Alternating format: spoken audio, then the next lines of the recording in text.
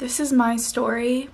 Before I start, I want to apologize if you hear the barking dogs. It's a pretty day outside, so all the dogs in the neighborhood are going crazy and they are just yapping away.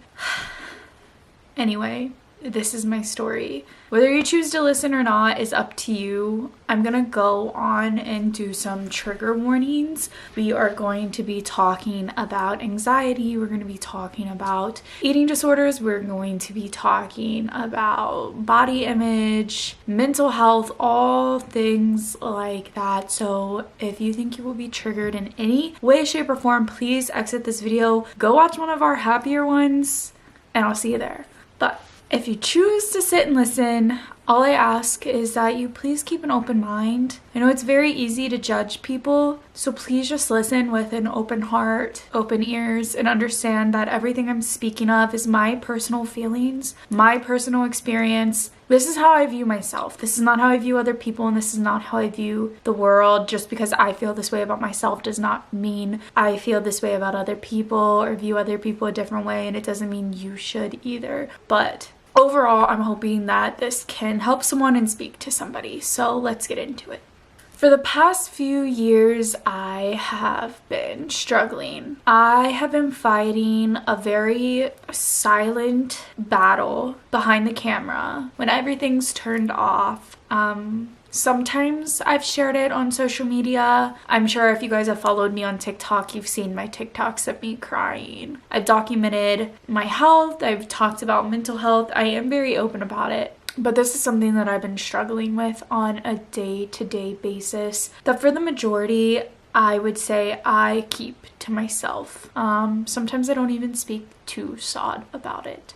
Okay, let's start at the beginning. So for my entire life, I have had panic disorder, anxiety disorder, depression, bipolar type 2. I wasn't diagnosed with bipolar type 2 until later on in life. We'll get to that. So right when I was born, like my parents knew something was like wrong. I wasn't just like an upset baby, like throwing tantrums. I was literally screaming and crying no matter where I went, unless I was home with just them. They didn't think much of it at the time. I was the first kid. They thought that's just what babies did. When I was around 16 months old, they took me into a doctor, and the doctor right away said that I probably have panic disorder. Like I was probably born with a chemical imbalance. So they knew like from the get that something was wrong. But obviously like I was 16 months old. Like what are you gonna do with an infant that's just crying and screaming? And it could not be that. Like I could just be having tantrums. My stomach could hurt. Like who knows? Fast forward, I remember my first panic attack being in kindergarten.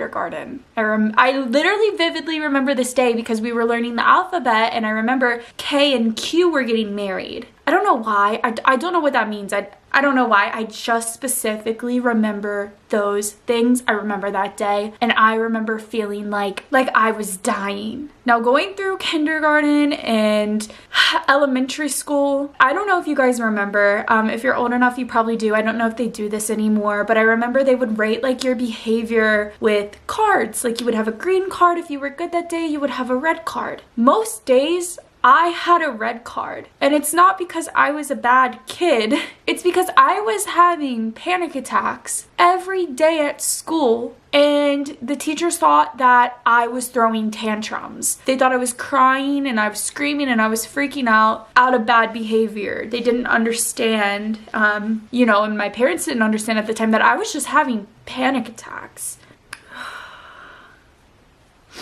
Come 5th grade, I remember I went to Catholic school. When I was going to the school, I remember my mom driving me and the nun having to come out and drag me. Yeah, physically drag me into school because I would scream and I would cry. I was just panicking. I couldn't leave my mom. My home and my parents were my safe space. That's the only place I felt like I wouldn't panic. It's the only place I felt like I wouldn't die. So it obviously got to the point where my parents realized they had to do something about it. My life wasn't functional. I couldn't go to the mall. I couldn't do things normal kids did. I had to be at home. And I had to carry a water bottle with me everywhere because I thought I couldn't swallow. And that was one of my big triggers. So when they took me in 5th grade, I was diagnosed, basically with what they said in the beginning, panic disorder and anxiety. I got put on Zoloft, which is like one of the most commonly prescribed medications. I was on Zoloft for about 10 years. It worked okay. The panic attacks still happened, but they weren't as frequent and they weren't as bad. That was my first time in my life, like, receiving treatment. So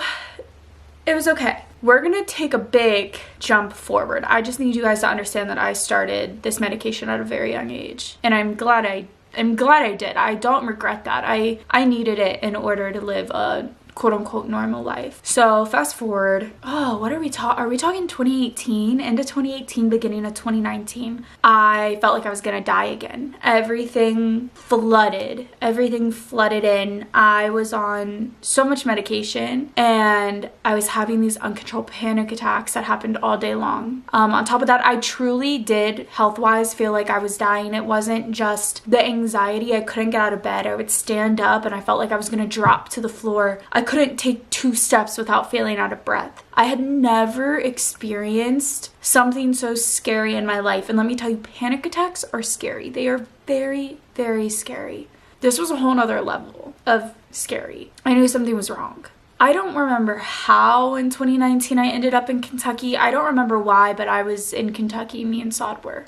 I was stuck in my parents' bed for a month. My mom forced me to go to the doctor. I had a panic attack that whole way to the doctor because I was having panic attacks that lasted all day long. I'd never experienced that in my life. I didn't know that was possible. It was hell, let me tell you. It was a month of living hell, and I was actually convinced I was gonna die. And I tried telling everyone around me, there's something wrong. This isn't just anxiety. There is something seriously wrong. I thought I had some like unresearched, unknown disease. Like, I seriously thought I was like this rare case. And I would go to the doctor. They'd be like, blood pressure's fine, heart rate's a little elevated because you're having a panic attack right now, but everything's fine. Like, medically, like, there's nothing wrong.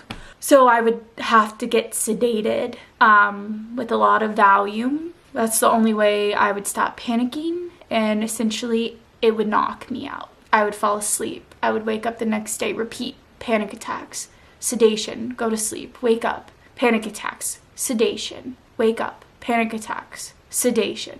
It was the hardest thing I have been through in my life. Truly. I don't think that experience will ever change. I knew I had to get back home to Massachusetts. So I ended up getting home. That was a struggle, let me tell you. But I'm talking to my psychiatrist the whole time during this. We're trying to get to the bottom of it. And she said, I think you need to get your thyroid checked. I don't know how she knew. I mean, she's the expert, so like, thank God for her. I got my thyroid checked, and that's when I got diagnosed with Hashimoto's hypothyroid. So I know I've talked about this before, so if you guys have heard it, I'm sorry, but for the people that haven't, I'm gonna tell you. If you don't know what a thyroid is, it is the butterfly shaped gland in your neck. I didn't know it existed. I never heard of it before. What's a thyroid? And then I didn't know it was in your neck. Okay, like, I was like, what? Like, something in my neck isn't working? And also, so you guys know, your thyroid controls everything. Like, you need a thyroid to live. Well, let me take that back. You need thyroid hormones to live. There are people that don't have their thyroid, but you have to take thyroid hormones, supplements, because it controls your heart, your lungs, everything. Okay, thyroid is important. Love your thyroid. If you didn't know it existed, just give yourself a little tap on the neck and say thank you, thyroid, because it's doing a lot of work that you don't know about and you don't think about. So the doctor told me, you know, you have the autoimmune disease, which is genetic, which means that it probably came from your mother or father. But I was like, my mom and dad don't have this. Like, I made them get tested. They don't have it. I was like, I don't know where this came from. Like, truly don't know where this came from. But basically, it explained everything. It's why I felt like I was dying. And in the beginning, the doctor, like, I just remember him so underplaying my feelings and my emotions and making me feel like I was crazy. And he was like, your level's like an 8. Like, there are people at an 8 that feel fine. And I'm like, okay, well, my level's at an 8 and I'm literally like gonna die if we don't do something about this. That's how bad it was for me. I also have a very sensitive body, so I feel everything. I just feel everything, okay? After getting diagnosed with this, I gained about 30 pounds. To put things into perspective, my normal weight was around like 138 to 140, and for me, that was like very slim. Everyone holds body weight differently. It really is crazy. Like, people can be the same weight and look totally different. So for me, 138, 140, I looked like very, like, in my opinion, I looked very skinny. Like, it was like it was good. Like, it wasn't bad, but it was skinny. Like, I didn't look 140. I would say I honestly looked about 120 when I was at 140. So that was the weight that I was always used to growing up, okay? Never had body image issues. Like, I was like, I like the way I look. I don't care that like 140 sounds crazy and my friends are 110. Like, I don't want to be 110. Like, I like the way I look. I'm happy. When I got diagnosed, I jumped up to like 167. I almost hit 170. So I gained about 30 pounds. It was very crazy because I didn't change anything in the way I ate, my lifestyle. The only thing is that I was so sick. And a big side effect of hypothyroid is weight gain. So I put on all this weight. I didn't recognize myself. I tried to mask the weight with like makeup. I don't know why I thought like doing my makeup every day was gonna like help. Like, I look back now and I'm like, good for me even doing my makeup, because to this day, most of the time you guys see me with no makeup now because I don't like the way I look and I'm like, what's the point of doing my makeup? So I'll get to that. So I would like do my makeup and I would do my hair every day when I felt decent, okay? When I felt like I could get up and move around out of bed. And I guess I thought that that would like mask all like the insecurity I felt about being so much heavier than normal, but it really didn't. It was a really big struggle, but at the time I honestly wasn't really concerned about the weight because I was just concerned about being healthy. So my number one goal was just to feel better. It took me about 2 years to get my thyroid to a stable level. Once I got it to a stable level, I did lose about, I said 17 pounds, but where I am now, it would be around 15. I would say I got from, actually, you know what? Don't take my word for that. I got from like 167 down to like 152, my lowest, so like 15 pounds, okay? I fluctuate from like 150 to 155. My weight fluctuates a lot. So I lost about 15 pounds once my thyroid got to a stable place. So I'm sitting at like 152 at that moment. Right now I'm like 154. Like I said, I fluctuate. So I'm still holding about, fluctuation, if we're counting 155, 15 more pounds than I've been used to my whole life. And I started getting very body conscious because when I was sick and I gained all this weight, I was getting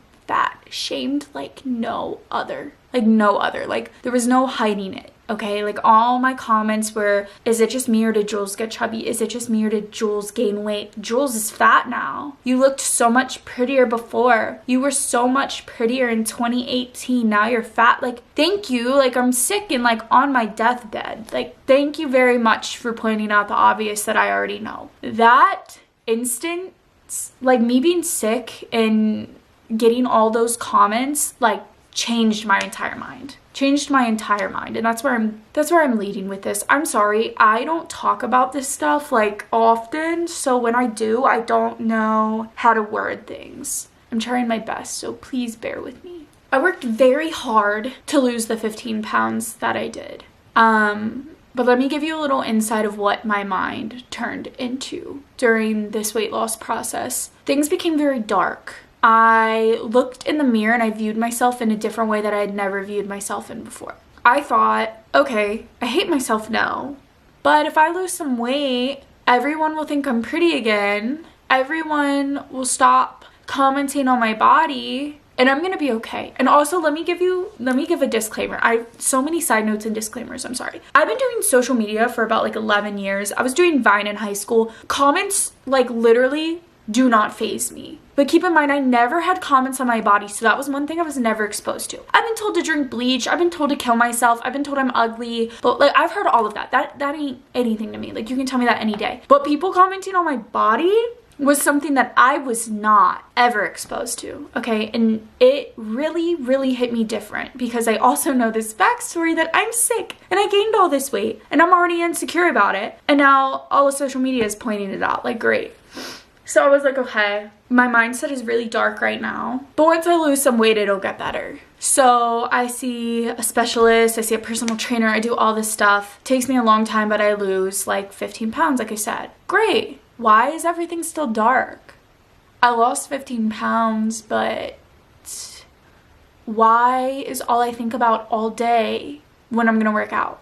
Why is all I think about how many calories I ate today? Do you know how hard it is on your mind? Some people are good with it. To weigh your food. Never in my life have I weighed cheese. Never in my life have I weighed chicken, okay? For the past 2 years, I have been weighing my cheese, my chicken, my everything. I weigh my food. I calorie count. I've been doing this on and off for 2 years. It is so damaging. At this point, I've become mentally broken. I wake up, I don't want to do my makeup. I don't want to get ready because all I see is that I'm going to work out later. And once that day's over, I'm one day closer to losing another pound. I'm saying it out loud and like I know it's so effed up. Like it's so effed up. I've become scared of food. I eat, okay? Like I would say I mentally have I have a more mental disorder with food, not a physical disorder with food because I'm a hungry girl, okay? And that's something I get insecure about too. I feel like my hunger is way bigger than everyone's around me. Like I am just a hungry bitch. Like I'm hungry. Like I love food. And I used to be able to eat whatever I want, and now I have to eat like 1,500 calories a day. So after like 2 years of doing this, I've just become exhausted. And I'm not proud of this, but I made a consultation the other day, literally to get lipo. I didn't do it. I didn't go through with the consultation. I made the consultation because I feel like I've tried everything and I've been stuck at this plateau of like 155, 154 forever. And before you say anything in the comments, I promise you I have tried everything. After like 2 years, like it's like you have plenty of time to try everything. I have tried everything. I know I'm not big like that too. I also want to disclose that, but I just want to look in the mirror and see the person I saw before this sickness. That's all. That's all. I just want to go about my day. I want to eat breakfast. I want to eat lunch. I want to eat dinner. I want to not go to bed hungry. You know how hard it is to go to bed hungry? It's terrible. Oh, it's so bad. It's a terrible feeling. I want to eat a slice of pizza and not be afraid that I'm gonna gain all that weight back and then back up at 167. This is what I've been going through. Things have gotten darker than I've said. I am getting myself help. I talked to my psychiatrist and I'm gonna do everything the right way. I'm gonna do everything the healthy way. I have a game plan, a healthy game plan, because I know that I can't live like this anymore. And I know that I don't want to live like this anymore. And I would never want anyone else to live like this. If someone else told me they were like this, I'd be like, what? Like, why? So, I don't even know what to say. Just know that after talking to my doctor yesterday, I feel hope. I feel hope that I can feel like myself again. I feel hope that I can look in the mirror and be happy again. I'm working on loving myself. I said a little bit of hope, and she said that I should have a lot of hope. So, I don't think I'm gonna have to go to bed hungry anymore. And hopefully soon I love myself more. If you're going through any of that or anything that I described, you're not alone. Just know I'm working on bettering myself, and I hope if any of you guys are going through anything, you work on bettering yourself. I know how damaging eating disorders can be. Like I said, I have not had an eating disorder, but I've witnessed people around me have them, and they are damaging. Okay, they are very damaging. I know going to bed hungry probably isn't the best thing, but that I do think is because I think that part of my anxiety medicine gives me an increased appetite because I am making sure that I do have enough calories a day. I promise I am doing that. I just think my appetite is like abnormally large. So I think that's what leads to that. I just hope you guys love yourselves. I hope you aren't going through what I'm going through. I know being on social media and like seeing girls on TikTok and Instagram, like it can be so hard.